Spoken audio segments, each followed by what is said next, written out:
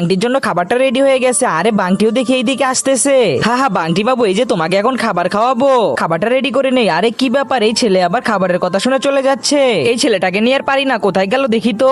আরে ওই কি করতেছে, তো দেখি কলা নিয়ে খেলতেছে।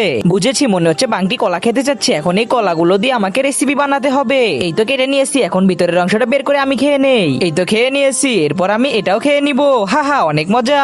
এখন এই চকলেট গুলো কলাটার ভিতরে দিয়ে দিতে হবে। এই তো ভালো করে দিয়ে দিয়েছি। ওই তো বাংটিও দেখি চলে এসেছে। এই যে বাংটি, এই কলাটা তোমাকে এখন খাওয়াবো। এই যে বাবু, তাড়াতাড়ি এদিকে আসো। আরে এটা কি, বাংটি দেখি আবার চলে যাচ্ছে। তারপরে কি হয়েছিল সেটা দেখার আগে আপনি কাকে বেশি ভালোবাসেন, সুন্দরী মেয়েটাকে নাকি কলিজার বাবাকে? যদি আপনি আপনার কলিজার বাবাকে বেশি ভালোবেসে থাকেন তাহলে চ্যানেলটি সাবস্ক্রাইব করে ভিডিওটি শেয়ার করে দিবেন, আর কমেন্ট বক্সে লিখে যাবেন আই লাভ বাবা। আর আপনি যদি কিছুই না করেন তাহলে আমি ভাববো আপনি সুন্দরী মেয়েটাকে পছন্দ করে। আরে রিমা, কি হয়েছে? আপু দেখো, বাংটি তো খাবার খাচ্ছেই না। আরে শোনো, তাহলে আমি একটা কথা বলি, এটা কি করব, এটা তুমি নিজেই খেয়ে নাও। আচ্ছা ঠিক আছে, এটা আমি খেয়ে নিলাম। এবার আমার কথা শোন, বাংটিকে প্রথমে এইভাবে কোলে নিবি, কোলে নেওয়ার পরে ওকে খাইয়ে দিবি। এই তো বাংটিকে কোলে নিলাম, এবার তো ওকে খাওয়াবো। কিরে রিমা, এবার ঠিক আছে? হ্যাঁ আপু, এবার ঠিক আছে।